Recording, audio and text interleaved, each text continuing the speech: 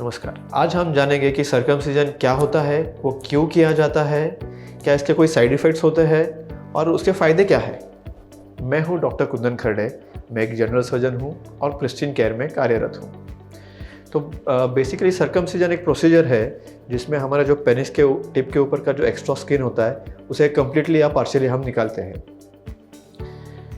इस प्रोसीजर को ही सर्कमसिजन कहा जाता है, जिसे हिंदी में हम खतना भी बोल सकते हैं।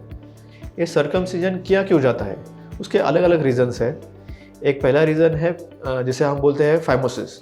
फाइमोसिस मतलब कुछ लोगों में बचपन से ही जो आगे की स्किन है, मतलब प्रीप्यूस, काफ़ी टाइट होती है।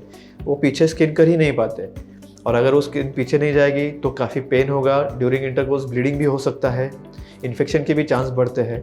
इसलिए इन लोगों में सर्कमसिजन करना मस्ट है।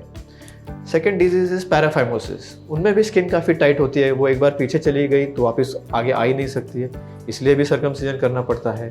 थर्ड रीज़न है बैलोनोफोस्टैटिस। इसका मतलब है कुछ लोगों में पिनाइल टिप का और जो प्रीप्यूस जो स्किन है उसका बार बार इन्फेक्शन होता रहता है, और अगर ये रिकरेंट इन्फेक्शन है तो ऐसे चीज़ों में भी हम सर्कमसिजन एडवाइस करते हैं।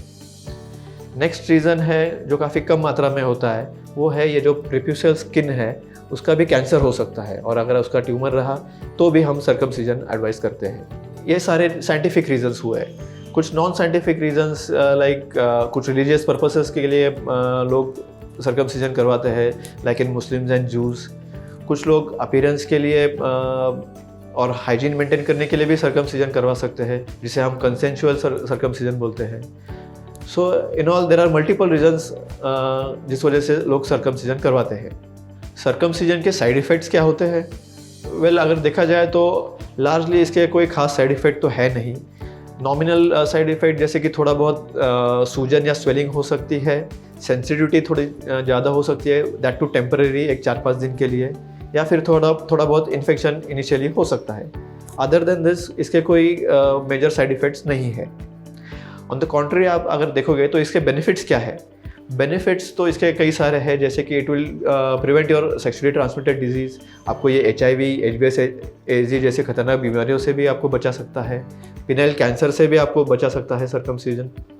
वैसे देखा जाए तो सर्कमसिजन के साइड इफ़ेक्ट्स कुछ खास है नहीं, और उल्टा फ़ायदा बहुत ज़्यादा है। सर्कमसिजन के कई सारे टेक्निक्स है। हाल ही में थोड़ा लेटेस्ट टेक्निक आप अगर पूछोगे तो लेज़र सर्कमसिजन है, स्टेपलर सर्कमसिजन है। कुछ लोग स्टेपलर सर्कमसिजन को ZSR भी बुलाते हैं, लेकिन ZSR ये कोई टेक्निक का नाम नहीं है, बल्कि एक इंस्ट्रूमेंट बनाने वाली कंपनी का नाम है।